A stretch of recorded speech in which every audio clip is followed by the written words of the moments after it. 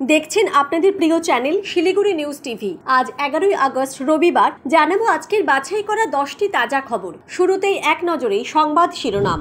আরজিকর কাণ্ডে ফাঁসির শাস্তি চান মমতা। জুনিয়র ডাক্তারদের বিক্ষোভ সঙ্গত বলেও মানলেন মুখ্যমন্ত্রী। সিএতে সংশোধন, চুপিসারে কি পরিবর্তন হলো? ফাঁস হতেই তোলপাড় দেশ। একেই বলে বাপের বেটা। বাংলাদেশে অত্যাচারিত হিন্দুদের পাশে দাঁড়ালেন শুভেন্দু। বুদ্ধদেব ভট্টাচার্যের মৃত্যুতে ছুটিকে ঘিরে কোন্দল। ভোট মিটতেই পুরনো 3 পদে বহাল দেব।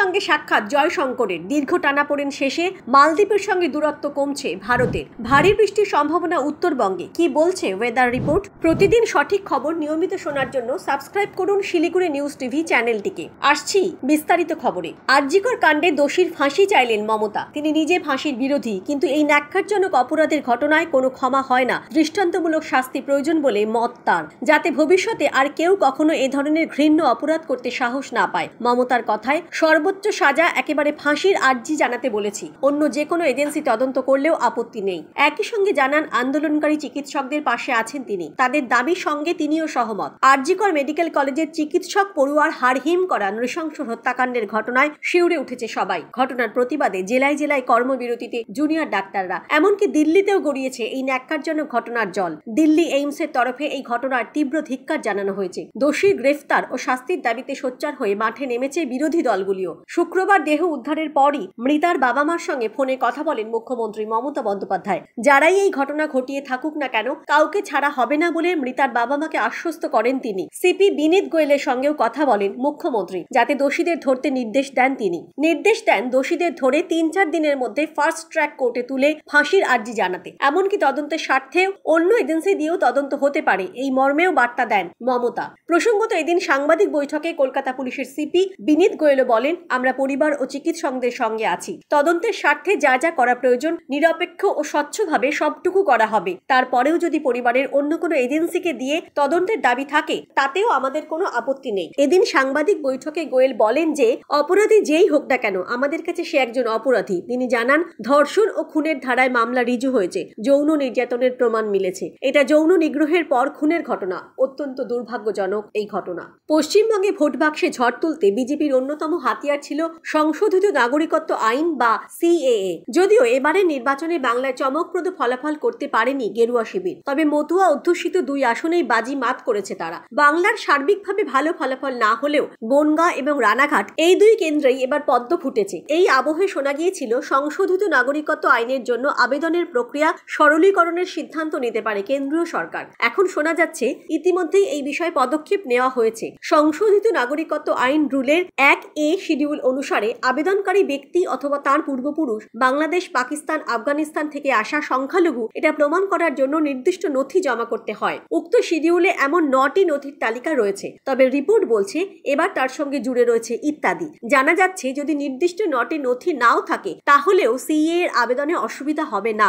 সেক্ষেত্রে যে সরকারি আধিকারিক নথি যাচাই করছেন, তার সিদ্ধান্তের ভিত্তিতে আবেদনকারী ব্যক্তির আর্জি গৃহীত হতে পারে। এছাড়া ধর্মীয় প্রমাণ হিসেবে স্থানীয় প্রসিদ্ধ কোনো ধর্মীয় প্রতিষ্ঠান অথবা মন্দিরের পুরোহিতের থেকে শংসাপত্র জমা করলেই হবে বলে খবর। ওপার বাংলার ছাত্র আন্দোলনের নাম করে হিন্দুদের ওপর যে নির্যাতন শুরু হয়েছে, তা হিন্দু সনাতনী হিসেবে কেউ মেনে নিতে পারছেন না। ভারতবর্ষের মাটিতে প্রধানমন্ত্রী নরেন্দ্র মোদীর কাছে ওপারে থাকা হিন্দুদের সুরক্ষায় অনেকেই দাবি জানাচ্ছেন। আর এই পরিস্থিতিতে একেবারে বাপের ব্যাটার মতো বাংলাদেশে নির্যাতিত সংখ্যালঘু হিন্দুদের পাশে দাঁড়ালেন বিরোধী দলনেতা শুভেন্দু অধিকারী। রাগঢাক না করেই সংবাদ মাধ্যমের সামনে সেই কথা জানিয়ে দিলেন তিনি। প্রসঙ্গত, এদিন সংবাদ মাধ্যমের সামনে এই ব্যাপারে বড় দাবি করেন রাজ্যের বিরোধী দলনেতা শুভেন্দু অধিকারী। তিনি বলেন, বাংলাদেশে যারা সংখ্যালঘু হিন্দু, তাদের পাশে একজন হিন্দু সনাতনী হিসেবে আমি আছি। পাশাপাশি বাংলার হিন্দুরা, আসাম, ত্রিপুরা, যেখানে যারা সনাতনী হিন্দু আছেন, তারা সকলেই ওপার বাংলায় সংখ্যালঘুদের হিন্দুদের পাশে আছি।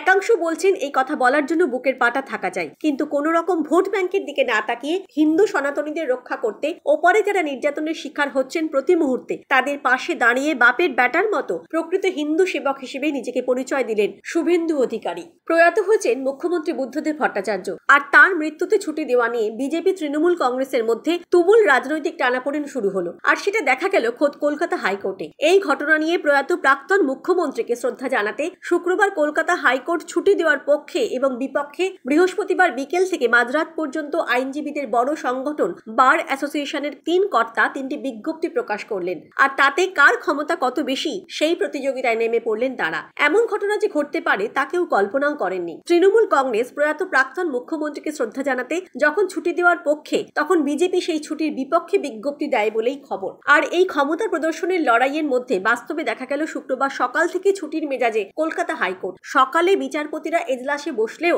শুনানি হয়েছে হাতে গোনা, কারণ কোর্ট গাউন রাখার এবং বসার বাররুমগুলি বন্ধ ছিল। ফলে আইনজীবীরা কলকাতা হাইকোর্টে এলেও সেখানে প্রবেশ করতে পারেননি। একটি অলিখিত অচলাবস্থা তৈরি হয়ে গেল, আর তার জেরে বিচারের আশায় যারা এসেছিলেন খালি হাতে তাদের ফিরে যেতে হলো।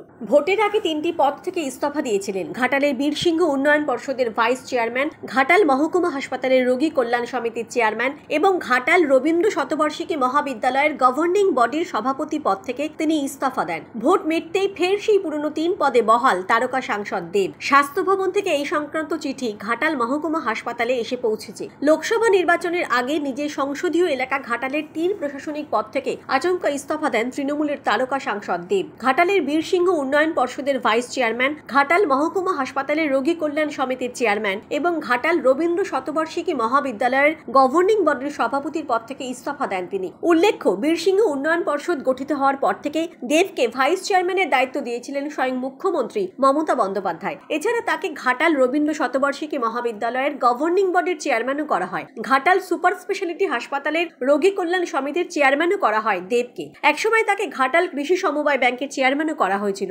শোনা যায় ঘাটাল রবীন্দ্র শতবার্ষিকী মহাবিদ্যালয় গভর্নিং বডির চেয়ারম্যান হিসেবে দেবকে মেনে নিতে পারেননি তৃণমূলের প্রাক্তন বিধায়ক শঙ্কর দলুই ও তার অনুগামীরা। দেবের শিক্ষাগত যোগ্যতা নিয়ে আদালতে মামলাও করেন শঙ্করবাবুর অনুগামীরা। এমনকি ঘাটাল সুপার স্পেশালিটি হাসপাতালের চেয়ারম্যান পদেও মানতে পারেননি তারা। ফলে দেবের উপর চাপ বাড়ছিলই। তারপরই দেব পদত্যাগের সিদ্ধান্ত নিয়ে ফেলেন। লোকসভা ভোটের মুখে এই পদত্যাগে দলের মধ্যে তীব্র আলোড়ন তৈরি হয়। ভোট মিটতেই ফের পুরনো পদে বহাল ঘাটালের তারকা সাংসদ। চলতি বছরের শুরু থেকেই মালদ্বীপের সঙ্গে ভারতের দ্বিপাক্ষিক সম্পর্কের চরম অবনতি ঘটে। তবে এবার দুই দেশের দ্বিপাক্ষিক সম্পর্ক উন্নত করার তাগিদে মালদ্বীপ সফরে গিয়েছেন বিদেশমন্ত্রী এস জয়শঙ্কর। শুক্রবার রাজধানী মালে পৌঁছন ভারতের বিদেশমন্ত্রী। আজ শনিবার মালদ্বীপের প্রেসিডেন্ট মোহাম্মদ মুইজ্জুর সঙ্গে দেখা করলেন জয়শঙ্কর। দুই দেশের দুই নেতার পারস্পরিক বৈঠকে বিভিন্ন বিষয় নিয়ে আলোচনা হয়। বৈঠক শেষে মুইজ্জুর সঙ্গে হাত মেলানোর একটি ছবি নিজের এক্স হ্যান্ডেল থেকে শেয়ার করেন বিদেশমন্ত্রী। লেখেন, মালদ্বীপের রাষ্ট্রপতি মোহাম্মদ মুইজ্জুর সঙ্গে সাক্ষাৎ করতে পেরে সৌভাগ্যবান।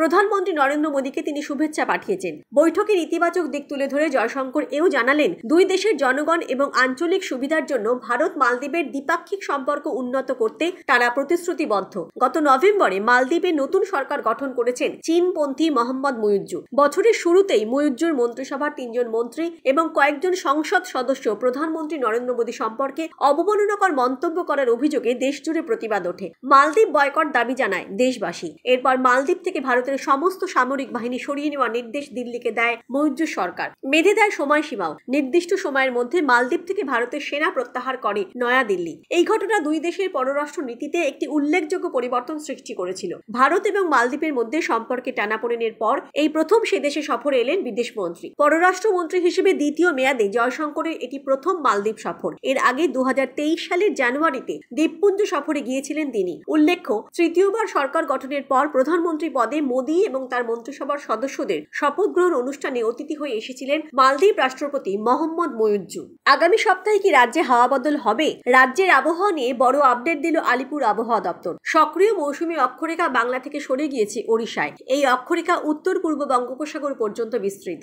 গাঙ্গেয় পশ্চিমবঙ্গের উপর তৈরি হওয়া ঘূর্ণাবর্তটিও সরে গিয়েছে ঝাড়খণ্ডের দিকে। এটি অবস্থান করছে ঝাড়খণ্ড এবং সংলগ্ন উত্তর ওড়িশা ও ছত্তিশগড় এলাকায়। শনিবার এটি নিম্নচাপে পরিণত হওয়ার সম্ভাবনা। এটি দক্ষিণ দিকে ঝুঁকে থাকায় রাজ্যে বৃষ্টির সম্ভাবনা বাড়বে। এদিন ভারী বৃষ্টির সম্ভাবনা রয়েছে উত্তরবঙ্গের পার্বত্য এলাকায়। দার্জিলিং, কালিম্পং, আলিপুরদুয়ার এই 3 জেলাতেই ভারী বৃষ্টির পূর্বাভাস। মঙ্গলবার পর্যন্ত বৃষ্টি চলবে। পার্বত্য জেলায় ভারী থেকে অতি ভারী বৃষ্টির কারণে ধস নামতে পারে। নদীর জলস্তর বাড়তে পারে। নিচু এলাকা প্লাবিত হওয়ার আশঙ্কা রয়েছে। অন্যদিকে দক্ষিণবঙ্গেও প্রায় সব জেলাতেই বৃষ্টির সম্ভাবনা রয়েছে। বজ্রবিদ্যুৎ সহ হালকা থেকে মাঝারি বৃষ্টিপাত হতে পারে। রবিবার বৃষ্টি বাড়তে পারে দক্ষিণবঙ্গের জেলাগুলিতে। বিক্ষিপ্তভাবে ভারী বৃষ্টির সম্ভাবনা থাকবে উত্তর ও দক্ষিণ 24 পরগনা জেলায়। সব জেলাতেই ওয়াইড স্প্রেড রেইনের সম্ভাবনা রয়েছে। খবর এখন এই পর্যন্তই। পরবর্তী খবরগুলো সবার প্রথমে পেতে আপনাদের প্রিয় শিলিগুড়ি নিউজ টিভি চ্যানেলটিকে সাবস্ক্রাইব করুন।